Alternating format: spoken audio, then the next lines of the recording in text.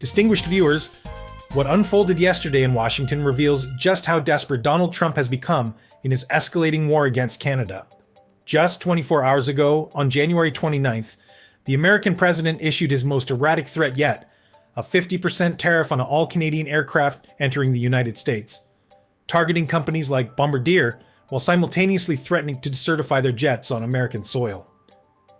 This latest salvo comes exactly 5 days after Trump's previous threat of 100% tariffs on all Canadian goods, and Prime Minister Carney proceeded with the China trade agreement. The pattern is unmistakable. Every time Carney announces a new strategic partnership that reduces Canada's economic dependence on the United States, Trump responds not with diplomacy, but with increasingly unhinged tariff threats. What makes this aircraft gambit particularly revealing is its timing and its target.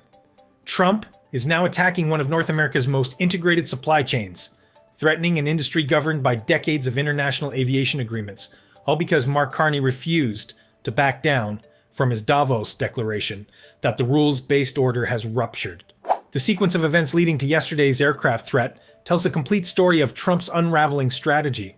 On January 20th, at the World Economic Forum in Davos, Prime Minister Carney delivered what is now recognized as one of the most consequential speeches by a Canadian leader in modern history. Speaking before the world's political and business elite, Carney declared that middle powers must unite against economic coercion by superpowers, that the era of American hegemony as a guarantor of global order has ended in rupture, not transition. He received a standing ovation, a remarkable gesture at Davos, where such displays are exceedingly rare. Trump was present in Davos and responded the very next day with a bitter rebuke, claiming Canada lives because of the United States, and demanding Mark remember that fact the next time he makes remarks. The American president then revoked Carney's invitation to his so-called Board of Peace, a symbolic expulsion that revealed Trump's wounded ego. But Carney did not retreat. On January 22nd in Quebec City, the Prime Minister addressed the nation and reinforced his message with even greater clarity. Canada and the United States have built a remarkable partnership, he stated, but Canada does not live because of the United States. Canada thrives because we are Canadian. This was not just rhetoric. Behind Carney's public declarations lies a concrete transformation of Canada's economic architecture.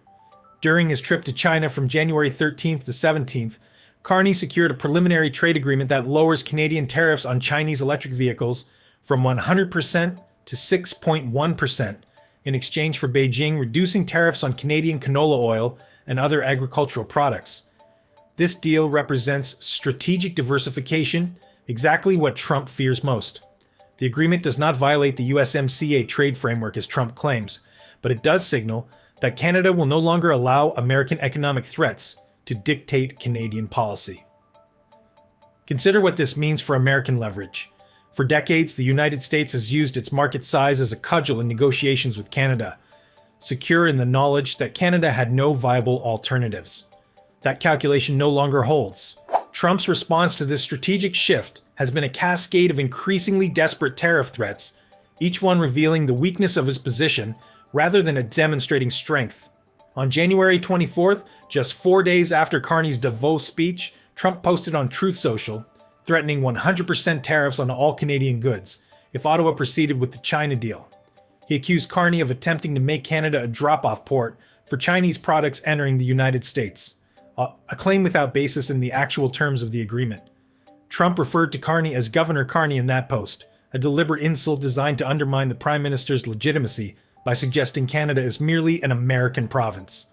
The markets barely reacted to this threat because experienced observers recognized it as bluster. Trump had praised this exact same China deal just 8 days earlier on January 16th, telling reporters at the White House that Carney was doing the right thing and that any leader should pursue trade deals with China if they can secure favorable terms. The whiplash from praise to threat exposed Trump's reactive, emotion-driven approach rather than any coherent strategy. Then came yesterday's aircraft tariff threat, and here's where Trump's position becomes genuinely precarious. The aerospace industry between Canada and the United States is not simply interconnected, it is profoundly integrated through supply chains built over 50 years of collaboration. Bombardier manufactures business jets, that are certified by both Canadian and American aviation authorities under long-standing bilateral agreements. Trump claims Canada has refused to certify certain Gulfstream jets, providing his justification for threatening to decertify all Canadian aircraft, including Bombardier's Global Express series. Transport Canada has not issued any public statement refusing Gulfstream certification, and aviation industry sources indicate no such refusal exists. Trump appears to have invented a grievance to justify punitive action against a Canadian company that employs thousands of workers in Quebec. But the implications extend far beyond Bombardier. Airbus manufactures its A220 commercial aircraft in Canada, jets that serve American airlines. De Havilland produces turboprop planes and maritime patrol aircraft in Canada. The threat to decertify and impose 50% tariffs on all Canadian-built aircraft would disrupt American airline operations, ground business jets owned by American corporations, and potentially violate World Trade Organization agreements dating to 1980 that require signatories to eliminate tariffs on civil aircraft and components. Aviation industry officials told Reuters yesterday that if the United States begins decertifying aircraft for economic rather than safety reasons, it would provide other countries a powerful weapon and could fundamentally undermine the entire global aviation certification system. Trump is threatening to break international aviation safety protocols to score political points against Mark Carney. Let us examine the cruel mathematics of this approach. There are currently 150 Bombardier Global Express aircraft registered in the United States, operated by 115 different operators. There are 5,425 total aircraft of various types built in Canada currently in service and registered in the United States. These aircraft support American business operations, connect American cities, serve American companies.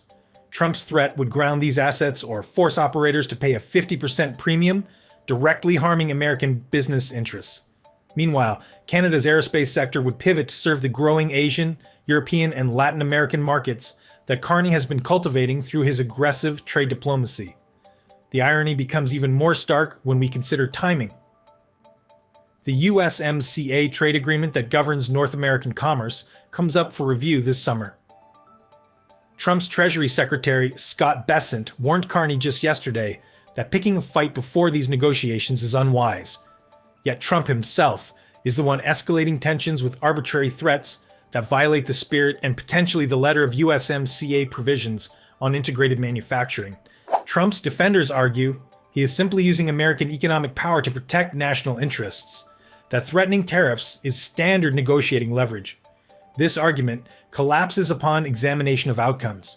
Every Trump tariff threat against Canada has accelerated rather than reversed Canadian economic diversification.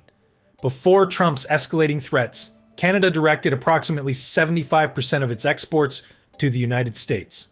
Carney's government has now announced 12 new trade agreements across 4 continents in 6 months, agreements designed specifically to reduce that dependence to below 60% within 3 years. China, Qatar, the United Arab Emirates, Indonesia, and now preliminary discussions with India and the European Union. Each Trump threat validates Carney's argument in Davos that middle powers can no longer rely on American partnership, pushing more countries into exactly the coalitions Trump claims to oppose. The cruelest irony manifests in American border communities. Cities like Detroit, Buffalo, and Seattle have built their economies on integrated supply chains with Canadian partners. Bombardier's operations support American suppliers. Canadian Aerospace purchases American components. Trump's tariff threats disrupt these relationships, costing American workers jobs and American companies contracts. The Canadian government announced yesterday it is evaluating retaliatory measures should Trump proceed with aircraft tariffs. And those measures would target politically sensitive American states. Trump is effectively campaigning against American economic interests to punish a Canadian Prime Minister who refuses to be intimidated. This is not strength. This is the thrashing of a leader who has lost leverage and knows it. What we are witnessing is the real-time collapse of American economic coercion as a viable strategy against a Canada that has chosen strategic autonomy. Trump can threaten 100% tariffs. He can threaten 50% tariffs on aircraft. He can invent certification disputes and revoke symbolic invitations. None of it changes the fundamental reality that Carney articulated in Davos. The rules-based order that allowed American hegemony to function as a stabilizing force has ruptured, and middle powers must now build their own coalitions and their own resilience. Canada is not simply reacting to Trump's threats. Canada is proactively constructing an economic architecture that makes those threats irrelevant. The trade deals, the infrastructure investments, the diplomatic partnerships across Asia, the Middle East, Latin America, and Europe, all of it reduces American leverage while increasing Canadian options. This is not temporary. This is permanent infrastructure. This in legal frameworks and international relationships that will outlast any American administration. Canada no longer needs to ask for permission.